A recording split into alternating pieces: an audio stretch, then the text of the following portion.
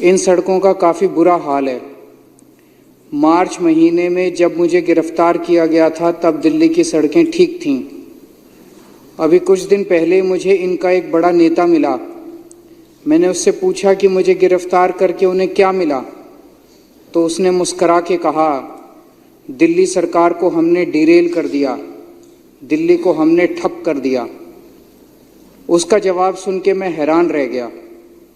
तो क्या मुझे गिरफ्तार करने का उनका मकसद दिल्ली को ठप करना था? क्या उनका मकसद दिल्ली वालों को परेशान करना था? जनता के परेशान होने से कोई व्यक्ति या कोई पार्टी कैसे खुश हो सकते हैं? जाहिर है कि इनका मकसद था दिल्ली के काम रोक के आम आदमी पार्टी की सरकार को बदनाम करना, ताकि ये लोग दिल्ली के चुनाव जीत जाएं। कोई पार्टी वोट लेने की खातिर और चुनाव जीतने की खातिर इतना कैसे गिर सकती है कि 2 करोड़ लोगों की ज़िंदगी बेहाल कर दे? हम लोग ऐसे नहीं हैं। हम लोग राजनीति में जनता की सेवा करने के लिए आए हैं। अब हमें युद्ध स्तर पे काम करना पड़ेगा। दिल्ली के सभी रुके हुए काम शुरू करवाने हैं। इस बार बारिश भी बहुत हुई है, इस वजह से दिल्ली की कई सड़कें खराब हो गई हैं।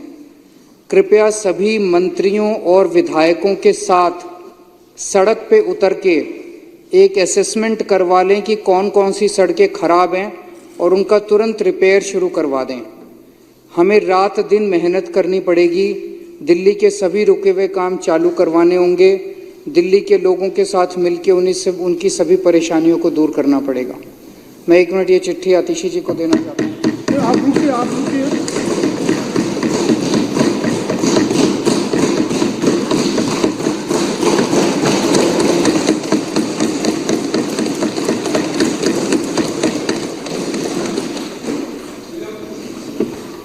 मेरा सभी विधायकों से भी निवेदन है कि खासकर आम आदमी पार्टी के विधायकों से कि इन लोगों ने हमारे काफ़ी समय ख़राब कर दिया पिछला।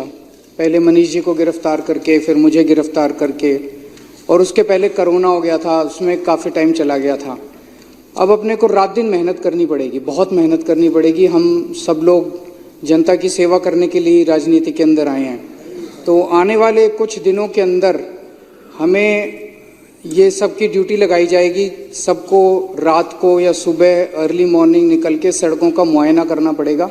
जो जो सड़कें टूटी हुई हैं उनकी एक असेसमेंट कर लेते हैं और उन सारी सड़कों का एक साथ रिपेयर करने का, खासकर पीडब्ल्यूडी की सड़कें जो है रिपेयर करने का ऑर्डर आतिशी दे देंगी, ताकि सारी सड़कें एक साथ रिपेयर की जा सकें।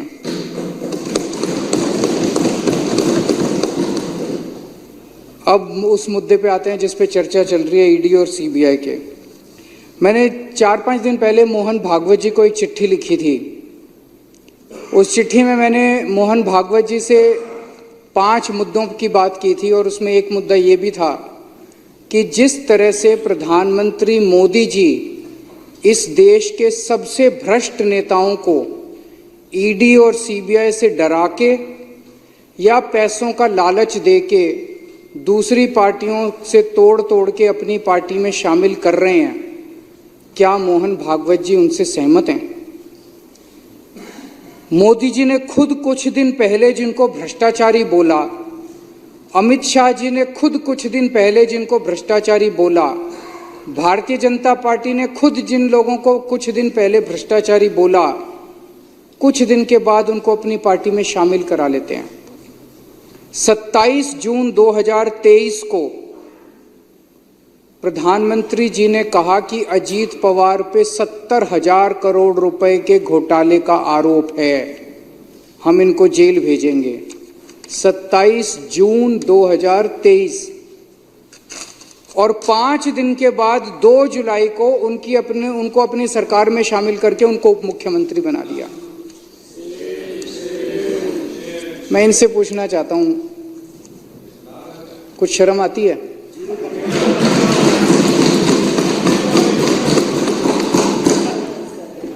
चलो हम तो सारे के सारे खराब हैं, पर आपका प्रधानमंत्री 27 जून को जिस आदमी पे 70,000 करोड़ रुपए के भ्रष्टाचार का आरोप लगाता है और 5 दिन के बाद 2 जुलाई को उसको अपना उप मुख्यमंत्री बना लेता है, क्या मुंह दिखाते हो यार जब अपनी गली में अपने घर जाते हो आप लोग? पूरी दुनिया को क्या मुंह दिखाओगे कि ऐसी पार्टी में आप लोग हो। 22 जुलाई 2015 को भारतीय जनता पार्टी एक वो निकालती है असम के अंदर, उसमें कहती है कि हेमंत बिश्व शर्मा बहुत बड़ा भ्रष्टाचारी है। 22 जुलाई 2015 को, और एक महीने के बाद 23 अगस्त 2015 को उसको अपनी पार्टी में शामिल कर लेते हैं।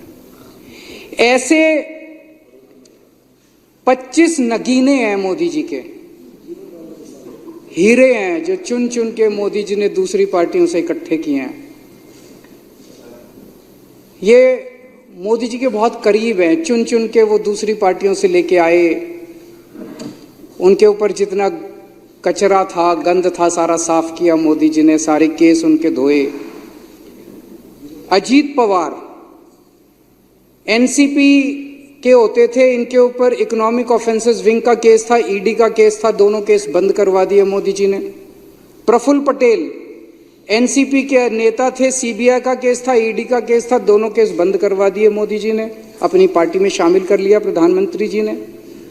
प्रताप सरनायक शिवसेना का नेता था, इस पे ईडी का केस था, ईओडब्ल्यू का केस था, दोनों केस बंद करवा दिए मोदी जी ने, आप इस बीजेपी में शामिल कर लिया। हेमंत बिश्व शर्मा कांग्रेस का नेता था, सीबीआई का केस था, ठंडे बस्ते में डाल दिया, इसको अपनी पार्टी में शामिल कर लिया। हसन मुशर्रफ एनसीपी का नेता था, ईडी का केस था, ठंडे बस्ते में डाल दिया, मोदी जी ने इसको अपनी पार्टी में शामिल कर लिया। भावना गवाली शिवसेना की नेता थी, ईडी का केस था इस पे। यामिनी और यशवंत जाधव शिवसेना के नेता थे, ईडी का केस था, इनका केस ठंडे बस्ते में डाल दिया। सीएम रमेश, रविंदर सिंह, संजय सेठ, शुभेंदु अधिकारी, के गीता, शोभन चैटर्जी, छगन भुजबल, कृपा शंकर सिंह, दिगंबर कामत, अशोक चौहान, नवीन जिंदल, तपस रे, अर्चना पाटिल, गीता कोड़े, बाबा सिद्दीकी, ज्योति मिंडा, सुजाना चौधरी, ये इनकी ईमानदारी है। ये जीरो टॉलरेंस है। शर्म नहीं आती लाल किले के ऊपर खड़े होकर पूरे देश को बेवकूफ बनाते हैं, कहते हैं ईमानदार हैं, भ्रष्टाचार के खिलाफ लड़ाई लड़ रहे। ये 25 नगीने हैं। वो पहले नवरत्न होते थे अकबर के जमाने में, अब ये 25 रत्न हैं प्रधानमंत्री जी के, जिनको मैं आरएसएस के अंदर कई ऐसे लोग हैं, प्रचारक कहते हैं उनको, जिन्होंने अपनी जिंदगी जो है वो आरएसएस को दी है। वो जब घर घर जाते होंगे, क्या कह के वो जनता का सामना करते होंगे कि जिस आदमी को प्रधानमंत्री ने 2 दिन पहले कहा कि 70,000 करोड़ का घोटाला हो गया, सारे बीजेपी वाले आरएसएस वालों ने व्हाट्सएप ग्रुप पे उसको भेजा लोगों को कि 70,000 करोड़ का घोटाला। आज प्रधानमंत्री ने 5 दिन बाद उसको अपने यहाँ शामिल करके उसको उप मुख्यमंत्री बना दिया। क्या शक्ल दिखाते हैं ये लोग। मैं पूछना चाहता हूं सारे आरएसएस के कार्यकर्ताओं से, मैं पूछना चाहता हूं सारे बीजेपी के नेताओं से कि कैसे आप लोग अपनी गली, अपने मोहल्ले के अंदर जाते हो। और मैं आरएसएस वालों के ऊपर ज्यादा दया आती है, उन्होंने कईयों ने अपनी जिंदगी आरएसएस के लिए दे दी और अब उनका एक ही, उनको अब टिकट नहीं मिलती। कांग्रेस वालों को इसको उसको लाला के टिकटें देते हैं, उनका काम दरी बिछाने का रह गया बस।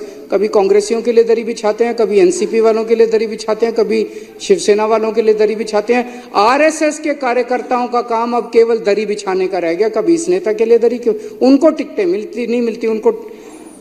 इसके अलावा इन्होंने कई सरकारों की चोरियां की, टॉपल किया, सरकारों को उखाड़ के फेंका। मार्च 2016 से लेके मार्च 2024 तक प्रधानमंत्री मोदी जी ने 13 राज्य सरकारों को 15 बार गिराने की कोशिश की और उसमें से 10 सरकारों को गिराने में सफल हो गए। ये सरकारें नहीं गिराई, ये सरकारों की चोरी की है। ईडी और सीबीआई को भेज के, उनको धमकी देके, उनको लालच देके, पैसे से खरीद के उनकी सरकारों की चोरी की है इन लोगों ने। ये कोई मामूली वो नहीं है कि सरकारें गिरा दी। उत्तराखंड में मार्च 2016 में इन्होंने 9 कांग्रेस के एमएलए तोड़ के और हरीश रावत की सरकार गिराई। 2016 में अरुणाचल प्रदेश में 33 पीपीए के 43 में से 33 एमएलए तोड़ के वहां पे सरकार गिरा दी, वहां सरकार बना ली। गोवा में जुलाई 2019 में इनको बहुमत नहीं मिला मार्च 2017 के रिजल्ट्स में, नतीजन इन्होंने 12 कांग्रेस के एमएलए तोड़ के सरकार बना ली। कर्नाटक में 2019 में इनको बहुमत नहीं मिला, इन्होंने 17 कांग्रेस के और जेडीएस के एमएलए तोड़ के सरकार बना ली। मध्य प्रदेश में 2020 में इनको बहुमत नहीं मिला और इन्होंने 22 एमएलए तोड़ के, ये बहुत सारे केस हैं, 10 सरकारें तोड़ के इन्होंने सरकार बना ली और आज इन्होंने एमसीडी के ऊपर गलत तरीके से कब्जा कर लिया, एमसीडी की चोरी कर लिया आज इन लोगों ने। मैं मोहन भागवत जी से मैंने यही चिट्ठी लिखी थी कि क्या राजनीति में शुचिता होनी चाहिए कि नहीं होनी चाहिए। आरएसएस ने अब खुलेआम कह दिया भाई जो मन में आए करो, आरएसएस ने खुली छूट दे दी है बीजेपी को। यही मैंने मोहन भागवत जी से पूछा था, क्या मोदी सरकार की बेईमानियों और भ्रष्टाचार का आरएसएस समर्थन करती है? अगर नहीं करती है तो मोहन भागवत जी की जिम्मेदारी बनती है कि खुले शब्दों में, सख्त शब्दों के अंदर पूरे देश के सामने वो ये कहें कि मोदी जी जो सरकार चला रहे हैं वो सरकार बेईमान है, वो सरकार भ्रष्टाचारी है और वो इसका समर्थन नहीं करते। ये मोहन भागवत जी की जिम्मेदारी है कि पूरे देश के अंदर वो ये स्टेटमेंट दें। आज इन्होंने एमसीडी के अंदर जो किया, चुनी हुई, मैंने जेल के अंदर सुभाष चंद्र बोस, भगत सिंह, इनको बहुत पढ़ा। इन लोगों ने अपनी जान की कुर्बानी लगा दी, जान इन्होंने दे दी अपनी देश को आजाद कराने के लिए। किस लिए आजाद कराया इन्होंने देश? इसीलिए तो आजाद कराया था कि देश के अंदर एक जनतंत्र होगा, जनता चुनेगी, जनता के चुने हुए नुमाइंदे वो सरकार चलाएंगे, जनता के सपने पूरे करेंगे। इसलिए थोड़ी करा था कि एक एलजी आके बैठ जाएगा, अफसर आके बैठ जाएंगे और चुने हुए लोगों को दरकिनार करके और अपनी मर्जी से सरकार चलाएंगे। दिल्ली के लोगों ने एक मेयर को चुना, दिल्ली के लोगों ने काउंसलरों को चुना, दिल्ली के लोगों ने एक सदन को चुना, एमसीडी को चुना, दिल्ली नगर निगम को चुना और उनको कहा भाई अब आप दिल्ली की व्यवस्था चलाओ, दिल्ली की नगर निगम को चलाओ। कानून के अंदर, दिल्ली नगर निगम के कानून में लिखा है कि जो सदन है, सदन की अध्यक्षता मेयर करेगी। एलजी ने कानून आज ऑर्डर पास कर दिया कि अब अध्यक्षता एडिशनल कमिश्नर करेगा। कल आपको भी हटा देंगे, कल लोकसभा स्पीकर को भी हटा देंगे, वहां पे लिख देंगे अब होम सेक्रेटरी जो है लोकसभा की अध्यक्षता करेगा, राज्यसभा की अध्यक्षता अब जो है वो डिफेंस सेक्रेटरी करेगा। ये क्या हो रहा है इस देश के अंदर? क्या इसीलिए हमारे देश के स्वतंत्रता सेनानियों ने अपनी जान गंवाई थी? खत्म कर दिया जनतंत्र इन लोगों ने। एलजी दिल्ली चलाएगा और एडिशनल कमिश्नर जो है वो नगर निगम की अध्यक्षता, कानून के अंदर लिखा है कि मेयर अध्यक्षता करेगा, कानून के अंदर लिखा है कि मेयर ही कॉम्पिटेंट है नगर निगम की, कॉरपोरेशन की, सदन की मीटिंग बुलाने के लिए। कब मीटिंग बुलाई जाएगी, किस दिन बुलाई जाएगी, कितने बजे बुलाई जाएगी, ये मेयर तय करेगा। जैसे आप तय करते हैं, अध्यक्ष तय करता है कि मीटिंग किस दिन होगी, एडजर्न होगी, नहीं होगी, किस दिन होगी, ये मेयर तय करता है। एलजी ने कर दिया, कमिश्नर ने कर दिया। उसमें लिखा हुआ है कि 72 घंटे का नोटिस दिया जाएगा। कोई नोटिस, कल रात को 10 बजे नोटिस निकाल दिया कि आज 1 बजे, उसमें कोई कानून के अंदर उनको पावर ही नहीं है, ना कमिश्नर को पावर है, ना एलजी को पावर है, तो गुंडागर्दी मचा रखी है। उसके अंदर लिखा है कि नोटिस जो है सबके घर भेजा जाएगा। किसी के घर नोटिस नहीं पहुंचा आज, किसी के घर एक व्हाट्सएप कर दिया, व्हाट्सएप आधों को मिला, आधों को नहीं मिला, आधे दिल्ली के बाहर हैं। ये क्या, ये चुनाव कराया इन लोगों ने? तो आज इन्होंने एमसीडी की चोरी की है जो कि पूरे देश के सामने है और ये इसकी हम सख्त निंदा करते हैं। एक चीज और बहुत जरूरी है, सब लोगों को मैं आगाह करना चाहता हूं। ये लोग जानते हैं कि ये लोग दिल्ली हार रहे हैं, बुरी तरह से हार रहे हैं। अब जो मेरे को पता चला है, इन्हीं के नेताओं ने मेरे को बताया, इनके नेताओं ने मुझे बताया कि बहुत बड़े स्तर पे आम आदमी पार्टी के वोट काटने का और फर्जी वोट डलवाने का काम इन लोगों ने शुरू कर दिया है। इन लोगों ने हर कॉलोनी में कुछ पेड एम्प्लॉयज रखे हैं। वो पेड एम्प्लॉयज घर घर जा रहे हैं, जी सब लोग समझ लेना, वो घर घर जा रहे हैं, उनसे पूछ रहे हैं आप किस पार्टी को वोट देते हो जी, किस पार्टी के हो। अगर कोई गलती से कह दे आम आदमी पार्टी का हो तो उसका वोट कटवा देंगे। तो एक तो मैं दिल्ली की जनता को कहना चाहता हूं कि रोज इलेक्शन कमीशन की वेबसाइट पे जाके अपना वोट चेक कर लेना कि वोट कटवा तो नहीं दिया किसी ने। दूसरा, अगर कोई आपके घर पूछने आए कि आप किस पार्टी को वोट देते हो, आप कह देना बीजेपी को वोट देते हैं। फिर आप सेफ हैं, फिर आपका वोट नहीं कटेगा। आप झूठ बोल देना बीजेपी को वोट देते हैं, फिर आपका वोट सेफ है, आपका वोट नहीं कटेगा। और डेली अपने वोट चेक करना। और सारे मैं विधायकों को भी कहना चाहता हूं कि अपने अपने विधानसभा के अंदर जितने बूथ लेवल के आपके वॉलंटियर्स हैं उनको आगाह कर दीजिए, डेली बेसिस पे चेक करें किसका वोट कटा, किसका वोट डला, वो ठीक डल रहे हैं, गलत डल रहे हैं, इसके ऊपर अपने को निगाह रखनी है। और इतनी बुरी राजनीति मैंने कभी नहीं देखी थी। मेरा तो छोटा सा राजनीतिक जीवन है, मैं तो 10-12 साल से ही राजनीति में हूँ, लेकिन इतनी बुरी राजनीति मैंने देश के अंदर कभी नहीं देखी थी। और मैं उम्मीद करता हूं कि हमसे जो बन पड़ेगा हम वो सब करेंगे देश की राजनीति को साफ करने के लिए।